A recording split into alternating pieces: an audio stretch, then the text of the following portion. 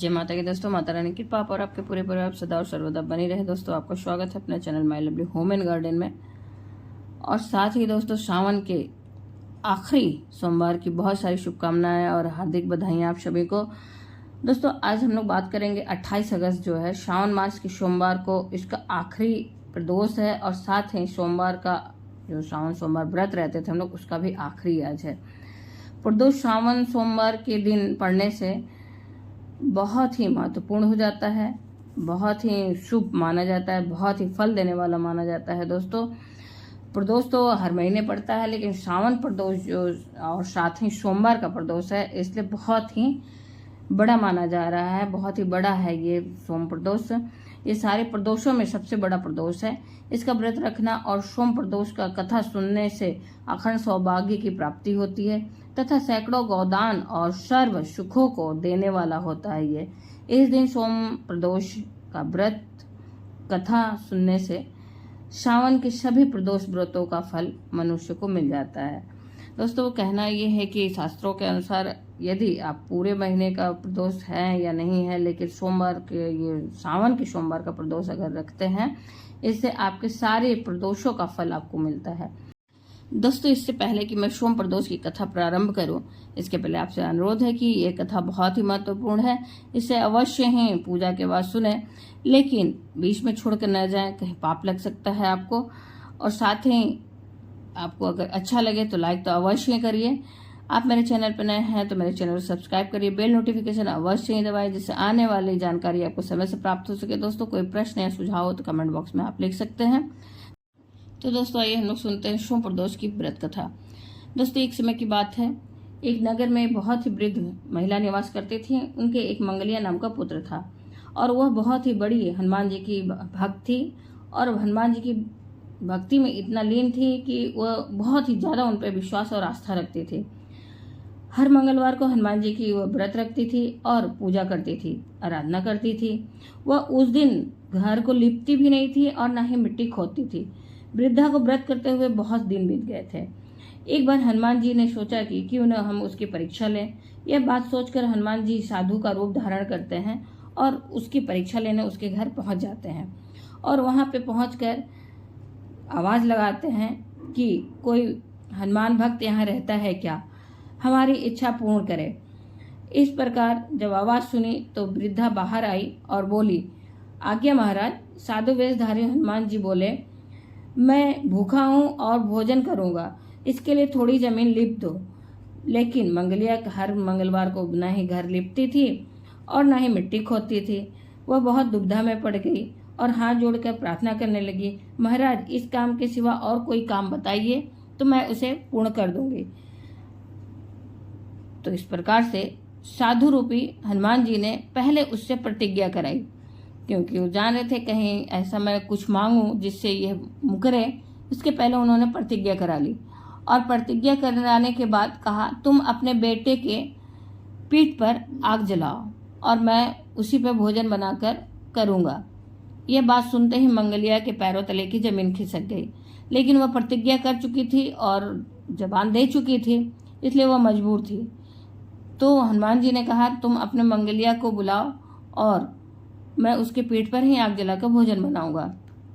इस प्रकार से वह वयोवृद्ध जो है अपने पुत्र को बुलाती है, मंगलिया को, और मंगलिया को बुलाती है, लेकिन हनुमान जी इस पे भी नहीं मानते हैं। कहते हैं कि तुम अपने हाथ से ही उसे पेट के बल लिटाओ और उसके पीठ पर आग जलाओ। वयोवृद्ध कोई भी माँ तो माँ होती है, लेकिन किसी भी तरीके से बहुत ही कष्ट अपने को देते हुए उस बच्चे के, उस बालक के पीठ पर आग जला देती है और रोते हुए घर में चली जाती है। इस प्रकार से हनुमान जी उसके पीठ पर भोजन बनाते हैं और भोजन बनाने के बाद बुढ़िया को बुलाते हैं और कहते हैं कि मंगलिया को बुलाओ भोजन करने के लिए, भोग लगाने के लिए। यह बात सुनकर वृद्धा और रोने लगती है और कहती है कि क्या आप मजाक कर रहे हैं मेरे साथ। लेकिन साधु महाराज मानते नहीं हैं और बोलते हैं, नहीं, तुम बुलाओ, अपने बेटे का नाम लेकर बुलाओ। इतना कहने पर वह वृद्ध आवाज़ लगाती है मंगलिया को और आवाज़ लगाने के बाद मंगलिया वहाँ पर उपस्थित हो जाता है। जीवित देखकर मंगलिया को बहुत खुश होती है और आश्चर्य भी होता है उसे कि यह कैसे संभव है। वह साधु के चरणों में गिर पड़ी। तब साधु अपने वास्तविक रूप में प्रकट हुए और हनुमान जी को अपने घर पर देखकर वृद्धा का जीवन सफल हो गया। फिर वह खुश होकर बोली, हनुमान जी, आप स्वयं ही रुद्र रूपधारी शंकर जी हैं और इसी प्रकार पार्वती तथा शिव जी के भक्तों को भी दर्शन देकर उन्हें कृतार्थ किया करें। आप उनसे आग्रह करती है और प्रार्थना करती है। बोलिए शंकर पार्वती जी की जय। दोस्तों, इसकी कथा सुनने से मनुष्य धनवान होता है और व्यक्ति की सभी बाधाएं दूर हो जाती हैं। तो इस कथा को बड़े प्रसन्न चित्त मन से सुनिए और सुनाइए। इस बार को प्रदोष श्रावण सोमवार को पड़ रहा है दोस्तों, तो इस कारण बहुत ही फल देने वाला है। तो दोस्तों आइए सुनते हैं दूसरी कथा। दोस्तों, इस कथा को बहुत ही प्रसन्न चित्त मन से सुनिएगा और इस कथा को सुनने मात्र से ही बहुत ही ज़्यादा पुण्य मिलता है। दोस्तों एक समय की बात है। पूर्व काल में एक पुत्रवती ब्राह्मणी थी। उसके 2 पुत्र थे। वह ब्राह्मणी बहुत निर्धन थी। देवयोग से उसे एक दिन महर्षि सांडिल्य के दर्शन हुए। महर्षि के मुख से प्रदोष व्रत की महिमा सुनकर उस ब्राह्मणी ने ऋषि से पूजन की विधि पूछी। उसकी श्रद्धा तथा आग्रह से ऋषि ने उसे पूजा का विधि बताया और उस ब्राह्मणी से कहा, तुम अपने दोनों पुत्रों से शिव जी की पूजा कराओ। इसके प्रभाव से तुमको 1 वर्ष के पश्चात पूर्ण सिद्धि प्राप्त होगी। उस ब्राह्मणी ने महर्षि सांडिल्य की वचन सुनकर अपने दोनों पुत्रों के साथ मुनि के चरणों में नतमस्तक होकर प्रणाम किया और बोली, हे ब्राह्मण, आपके दर्शन से मैं धन्य हो गई हूँ। आज से ये दोनों पुत्र आपके सेवक हैं। आप मेरा उद्धार कीजिए। उस ब्राह्मणी को शरणागत जानकर उन दोनों राजकुमारों को शिव जी की पूजा का विधि विधान बताए। इसके बाद दोनों कुमारों तथा ब्राह्मणी ऋषि को प्रणाम करके शिव मंदिर में चले गए। दोनों कुमार ऋषि के कथनों के अनुसार प्रदोष काल में शिव जी की पूजा करने लगे। दोनों कुमारों को पूजा करते हुए 4 महीने बीत गए थे। एक दिन राजसूत के अनुपस्थिति में शुचिव्रत स्नान करने के लिए नदी किनारे चला गया। वहां ब्राह्मण वहां पे जाकर जल क्रीड़ा करने लगा। संयोग से उसे उसी समय नदी के दरार में चमकता हुआ धन कलश दिखाई दिया। उस कलश को सिर पर रखकर ले आया घर पर और वह उस कलश को भूमि पर रखकर अपनी माता से बोला, ये माता, शिव जी की महिमा से देखो, शिव जी ने हमें इस घड़े के रूप में अपार संपदा दिया है। उसकी माता घड़े को देखकर आश्चर्य करने लगी और रातसूत को बुलाकर कहा, बेटे, तुम दोनों मेरी बात सुनो। इस धन को आधा आधा बांट लो। माता की बात सुनकर शुचिव्रत बहुत प्रसन्न हुआ, परंतु राजसूत ने अपनी सहमति नहीं जता दी और असहमत होकर कहा, माँ, ये धन तुम्हारे पुत्र के पुण्य से प्राप्त हुआ है। मैं इसमें किसी प्रकार का हिस्सा नहीं लेना चाहता हूँ, क्योंकि मनुष्य अपने कर्म का फल स्वयं भोगता है। इस प्रकार पूजन करते हुए एक ही घर में 1 वर्ष बीत गए थे। फिर उसके बाद एक दिन राजकुमार ब्राह्मण के पुत्र के साथ बसंत ऋतु में वन विहार करने के लिए गया। दोनों साथ साथ वन में जब बहुत दूर निकल गए तो वहां पर उन्होंने सैकड़ों गंधर्व कन्याओं को खेलते हुए देखा। ब्राह्मण कुमार उन गंधर्व कन्याओं को क्रीड़ा करते हुए देखकर राजकुमार से बोले, यहाँ पर कन्याएं विहार कर रही हैं, इसलिए अब हम लोगों को और आगे नहीं जाना चाहिए, क्योंकि वे गंधर्व कन्याएं हैं, मनुष्य के मन को शीघ्र मोहित कर लेती हैं। इसलिए मैं तो इन कन्याओं से दूर ही रहूंगा। परंतु राजकुमार उसकी बात अनसुनी कर कन्याओं के विहार में निर्भीक होकर चला गया। उन सभी गंधर्व कन्याओं में प्रधान सुंदरी आगे आई और राजकुमार को देखकर मन में विचार करने लगी कि कामदेव के तरह सुंदर ये राजकुमार कौन है। उस राजकुमार से बातचीत करने के उद्देश्य से उसने अपनी सखियों से कहा, तुम लोग निकट के वन में जाकर अशोक, चंपा और शीरी के ताजे फूल तोड़कर लाओ, तब तक मैं यहाँ पे तुम लोगों की प्रतीक्षा कर रही हूँ। यह कहते ही उसकी सखियां वहां से पुष्प लेने के लिए चली गईं। सखियों के जाने के बाद वह गंधर्व कन्या राजकुमार को स्थिर दृष्टि से देखने लगी। उन दोनों में परस्पर प्रेम का संचार होने लगा तो गंधर्व कन्या ने राजकुमार को बैठने के लिए आसन दिया। प्रेमालाप के कारण राजकुमार के साथ सहवास के लिए वह सुंदरी व्याकुल हो उठी और राजकुमार से प्रश्न करने लगी, हे कमल के समान नेत्रों वाले, आप किस देश के रहने वाले हैं?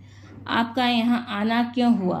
गंधर्व कन्या की बात सुनकर राजकुमार ने जवाब दिया, मैं विदर्भ राज का पुत्र हूँ। मेरे माता पिता स्वर्गवासी हो चुके हैं। शत्रुओं ने मेरा राज्य हरण कर लिया है।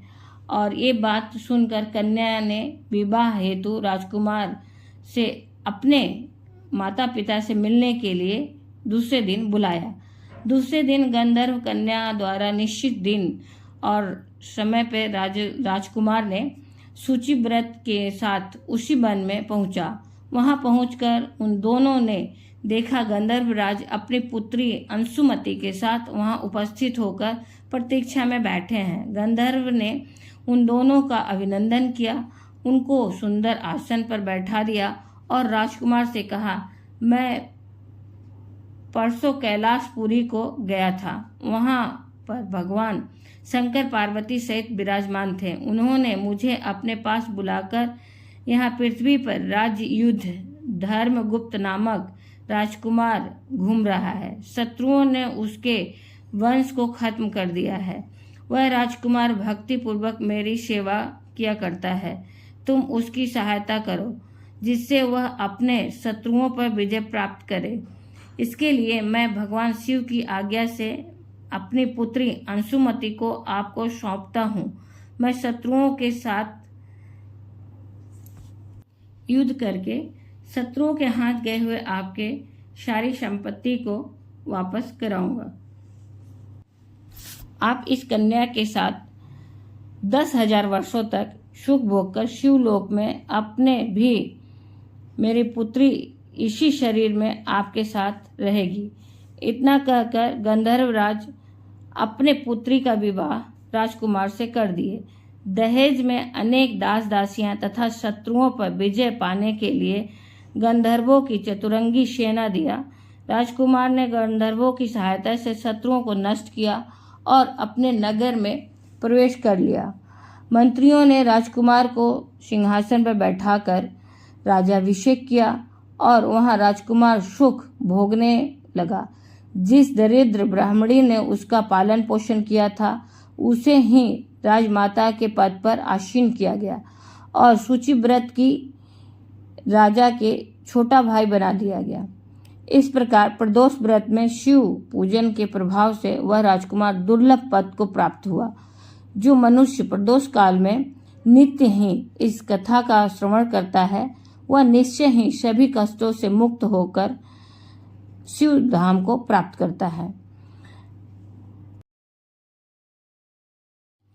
दोस्तों अब हम आगे सुनते हैं प्रदोष व्रत की अन्य कथा को।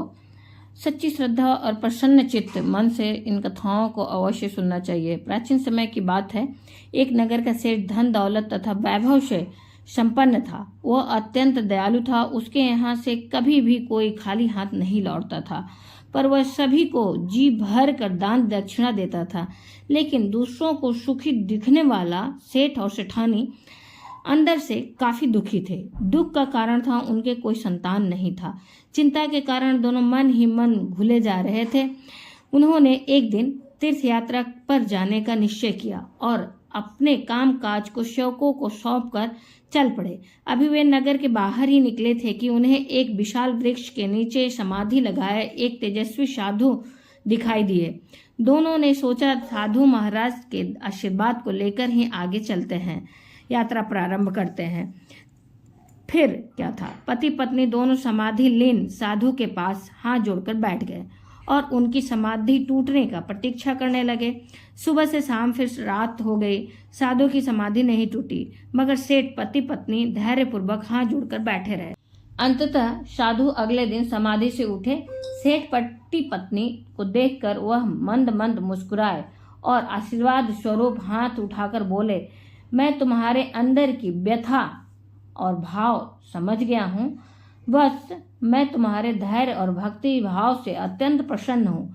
साधु ने सेठ को संतान प्राप्ति के लिए भगवान शिव की भक्ति के लिए निम्न वरदान बताई और कुछ वंदना बताई, और वंदना में बताया कि आप वंदना इस प्रकार से करें। हे रुद्रदेव शिव नमस्कार, शिव शंकर जग गुरु नमस्कार, हे नीलकंठ सूर नमस्कार, शशि मौली चंद्र सुख नमस्कार, हे उमाकांत सुधि नमस्कार, उग्र बमन नमस्कार, ईशान ईश प्रभु नमस्कार, विशेश्वर प्रभु शिव नमस्कार। इस वंदना को बताई तो वह सेठ और सेठानी इस वंदना को करते हुए तीर्थ यात्रा का प्रारंभ किए और यात्रा पर निकल गए। जब दोनों वापस घर लौटे तब कालांतर में सेठ की पत्नी एक सुंदर बालक को जन्म दी। प्रदोष इस कथा और इस वरदान से शनि प्रदोष का प्रभाव उस सेठ और सेठानी पर से खत्म हो गया और छाया का अंधकार लुप्त हो गया और दोनों आनंद पूर्वक रहने लगे। कुछ समय बाद सुखपूर्वक शिव भक्ति करते हुए शिवलोक को प्राप्त हुए। ये तो कथा समाप्त हुई दोस्तों, और कहिए उमापति शिव भगवान की जय। फिर सुनते हैं दूसरों अन्य कथा। एक समय सर्व प्राणियों के हितार्थ परम पावन भगीरथी के तट पर ऋषि समाज द्वारा विशाल गोष्ठी का आयोजन किया गया। इस सभा में व्यास जी के परम शिष्य पुराण वेत्ता सूत जी महाराज हरि कीर्तन करते हुए पधारे। सूत जी की स्वागत में सभी शौनक आदि 88,000 ऋषि मुनियों ने खड़े होकर उन्हें दंडवत प्रणाम किया। महाज्ञानी सूत जी महाराज ने भक्ति भाव से ऋषियों को हृदय से लगाया तथा आशीर्वाद दिया। विद्वान ऋषिगण और सब ऋषिगण आसनों पर विराजमान हो गए। शौनक आदि ऋषिगण ने पूछा, हे ऋषि ये बताएं ने का कष्ट करें कि मंगल व्रत कष्ट निवारक ये व्रत सबसे पहले किसने किया और उसे क्या फल प्राप्त हुआ। तब श्री सूत जी बोले, आप सभी शिव के परम भक्त हैं। आपकी भक्ति को देखकर मैं अति प्रसन्न हूँ और व्रती मनुष्यों की कथा कहता हूँ, इसे ध्यान से सुनो। एक गांव में एक अति दीन ब्राह्मण निवास करता था। उसकी साध्वी स्त्री प्रदोष व्रत किया करती थी। उसे एक ही पुत्र रत्न था। एक समय की बात है, वह पुत्र गंगा स्नान के लिए गया। दुर्भाग्यवश मार्ग में चोरों ने उसे घेर लिया और वे कहने लगे कि हम तुम्हें मारेंगे नहीं, तुम अपने पिता के गुप्त धन के बारे में बता दो। वह बालक दीन भाव से कहने लगा कि बंधुओं, हम अत्यंत दीन दुखी हैं, हमारे पास कोई धन नहीं है और हमारे पास धन कहाँ से आएगा। तब चोरों ने कहा, तेरी इस पोटली में क्या है। तब बालक ने निसंकोच कहा, मेरी माँ ने मेरे लिए रोटियां दी हैं। यह सुनकर चोरों ने आपस में बात की और कहा, साथियों, यह अत्यंत दीन दुखी है, अतः हम किसी और को लूटेंगे। इतना कहकर चोरों ने उस बालक को जाने दिया। बालक वहां से चलते हुए एक नगर में पहुंचा। नगर के पास एक बरगद का वृक्ष था। वह बालक उसी बरगद के पेड़ की छाया में सो गया। उसी समय उस नगर के सिपाही चोरों को खोजते हुए उस बरगद के वृक्ष के पास पहुंचे और बालक को चोर समझकर बंदी बनाकर राजा के पास ले गए। राजा ने उसे कारागार में बंद करने का आदेश दिया। ब्राह्मणी का लड़का जब घर नहीं पहुंचा तो उसे अपने पुत्र की बड़ी चिंता हुई। अगले दिन प्रदोष व्रत था। ब्राह्मणी ने प्रदोष व्रत किया और भगवान शंकर से मन ही मन अपने पुत्र की कुशलता की प्रार्थना करने लगी। भगवान शंकर ने उस ब्राह्मणी की प्रार्थना स्वीकार कर ली। उसी रात भगवान शंकर ने उस राजा को स्वप्न में कहा, आदेश दिया, वह बालक चोर नहीं है, उसे तुम सुबह छोड़ देना, अन्यथा मैं तुम्हारा सारा राज्य नष्ट कर दूंगा। प्रातःकाल राजा ने शिव जी की आज्ञा अनुसार उस बालक को कारावास से मुक्त कर दिया। बालक ने राजा को अपनी सारी कहानी सुनाई। सारा वृत्तांत सुनकर राजा ने सिपाहियों को आदेश देकर उस बालक के घर भेजा और उसके माता पिता को राज दरबार में बुलाया। उसके माता पिता बहुत ही भयभीत थे तो राजा उन्हें भयभीत देखकर कहा कि आप भयभीत न हो। राजा ने ब्राह्मणों को 5 गांव दान में दिया और कहा कि आपका पुत्र निर्दोष है और गांव देगा कि वे सुखपूर्वक अपना जीवन व्यतीत कर सके। भगवान शिव की कृपा से ब्राह्मण का परिवार आनंद से रहने लगा। अंततः जो भी मनुष्य रवि प्रदोष व्रत रहता है वह प्रसन्न और रोग निरोग रहकर अपना पूर्ण जीवन व्यतीत करता है। और बोलिए उमापति भोलेनाथ की जय। एक बार की बात है, जब श्री राधा जी पृथ्वी लोक पर चलने लगी तो गौलोक के श्री राधा जी ने लीला पक्षी श्री सुखदेव जी से साथ चलने को कहा। तो वहीं राधा जी की आज्ञा से भगवान जी अमर कथा रूपी भगवान की भागवत कथा के प्रचार के लिए गौलोक के लीला पक्षी श्री सूत जी के एक सुग्गी के गर्भ के अंडे के रूप में प्रकट होकर अमरनाथ में प्रकट हुए थे। वे अमरनाथ में वह अंडा हवा के झोंकों के कारण फूट गया था, तब अमरनाथ में फूटा हुआ पड़ा था। इधर एक बार श्री नारद जी घूमते घूमते कैलाश पर पहुंचे तो पार्वती जी ने नारद के सत्कार के बाद पूछा कि आप कहाँ से आ रहे हैं। तो नारद जी ने कहा कि मैं हर जगह घूमते हुए आ रहा हूँ, परंतु अब घूमना कम कर दिया हूँ क्योंकि लोगों पर विश्वास नहीं रह गया है। इसका कारण लोगों में प्रेम एक दूसरे में नहीं है, केवल दिखावे का प्रेम है, वस्तुतः नहीं है। तब पार्वती जी ने कहा कि हे नारद जी, हमारे पति भूत भावन शंकर जी में तो बहुत प्रेम है, यानी श्री शंकर जी हमसे बहुत प्रेम करते हैं। तब नारद जी ने कहा, हे पार्वती जी, जब आपके पति शंकर जी आपसे प्रेम करते हैं तो आपको जरूर बताए होंगे कि जो गले में माला है शंकर जी के वह कैसी और किसकी माला है। तब पार्वती ने कहा कि नारद जी, वे माला पहनने का कारण और रहस्य अभी तक तो हमें नहीं बताया है। तब नारद जी ने कहा कि आपके पति आपसे झूठा और दिखावे का प्रेम करते हैं, वस्तुतः प्रेम नहीं करते हैं। और यह कहकर वह वहां से चल दिए। फिर क्या था, पार्वती जी ने भोलेनाथ से अनुरोध किया कि कृपया यह बताएं कि आपके गले में किसकी माला है तथा यह वर दें कि मुझे आपसे वियोग नहीं होगा और हमेशा आत्मज्ञान बना रहे। इसका कोई उपाय बताएं। आगे शंकर जी ने कहा, मैं इस आत्मज्ञान को समय से बताऊंगा, परंतु श्री नारद जी द्वारा जो भेद वचन है उन भेद वचनों का समाधान करते हुए श्री शंकर जी ने कहा, हे पार्वती, यह हमारे गले में जो मुंडों का माला है वह तुम्हारे मुंडों का ही है, जिनको तुम्हारे बार बार मरने पर तुम्हारे याद में तुम्हारी मुंडों को धारण किया हूँ, क्योंकि मैं तुमसे अति प्रेम करता हूँ। तब पार्वती जी ने कहा कि मैं बार बार मर जाती हूँ और आपकी मृत्यु नहीं होती, इसका कारण क्या है। तब श्री शंकर जी ने कहा, पार्वती, मैं तो अमर हूँ क्योंकि मैंने अमर कथा सुनी है जिससे मेरी मृत्यु नहीं होती है। मैं अमर हूँ। यह घटना सुनकर श्री पार्वती जी ने अमर कथा सुनने के लिए आग्रह की। तब शंकर जी ने कहा, हे पार्वती, इस समय मैं तुम में अमर कथा सुनने का पूर्ण लक्षण नहीं देख रहा हूँ, फिर भी मैं आग्रह करने के कारण अवश्य ही तुम्हें यह कथा सुनाऊंगा।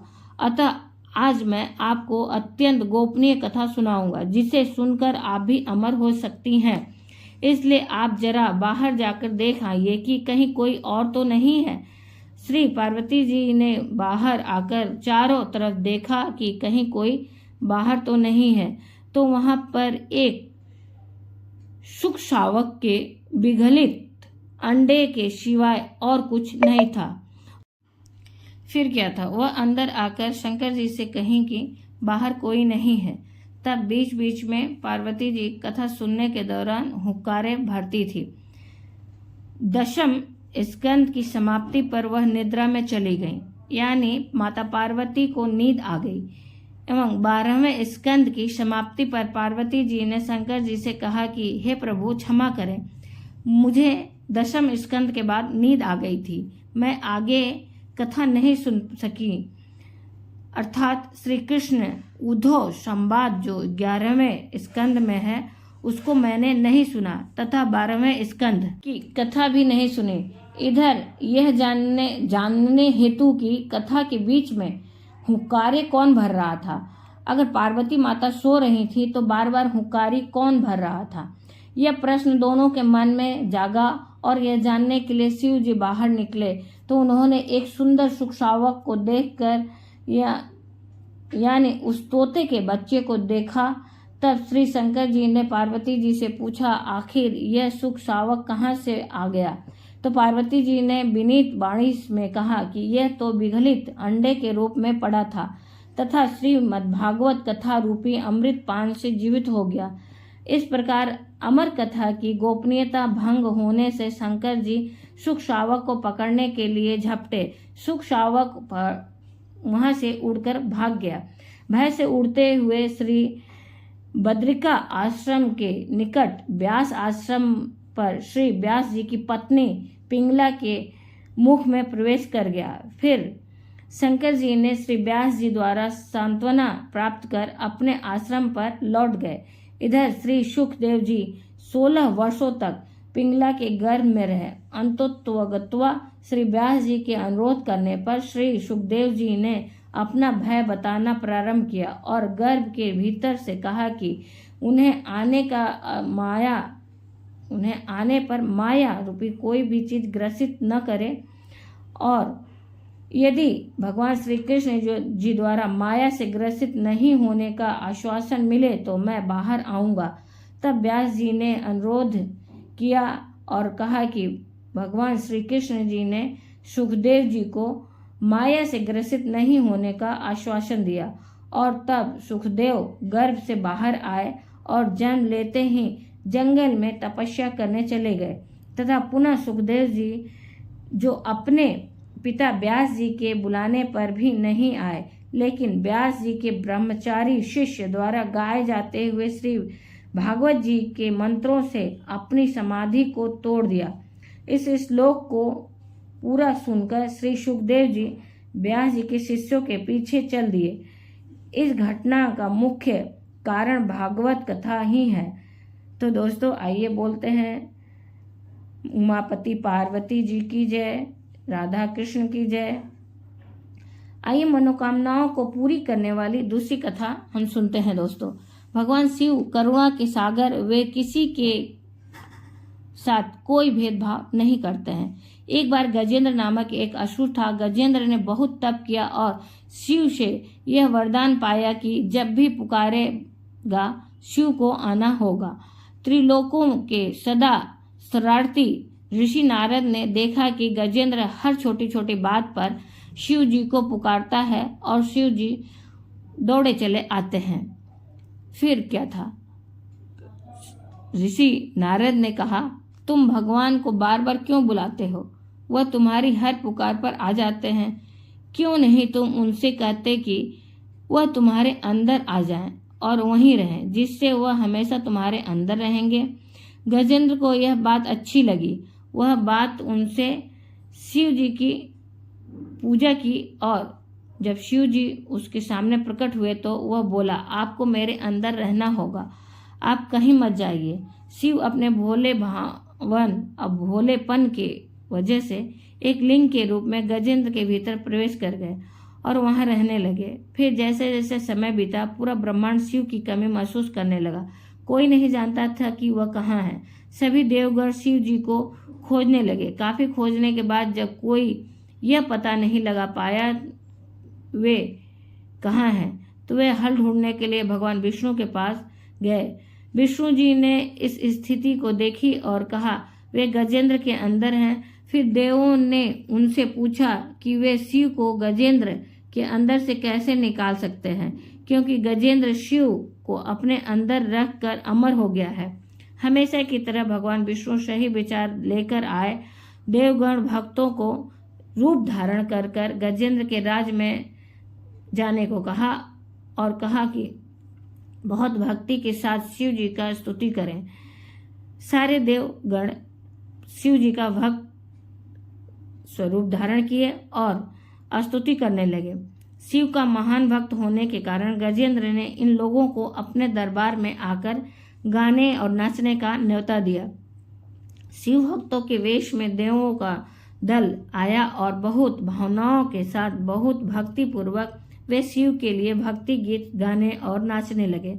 शिव गजेंद्र के अंदर बैठे हुए थे, अब खुद को रोक नहीं पाए। गजेंद्र को मुक्ति देने के लिए गजेंद्र के टुकड़े टुकड़े कर कर बाहर निकल आए। तो दोस्तों बोलिए उमापति महाराज की जय। आइए एक अन्य कथा के अनुसार शिव की पूजा देवता और राक्षस, देव और असुर, श्रेष्ठ और अधम दोनों करते थे। वह हर किसी के लिए महादेव थे, महादेव हैं। विष्णु भी उनकी पूजा करते थे। भगवान विष्णु की शिव भक्ति को बताने वाली एक कथा सुनते हैं। एक बार विष्णु जी ने शिव जी को वादा किया कि वे 1008 कमल के पुष्प अर्पित करेंगे।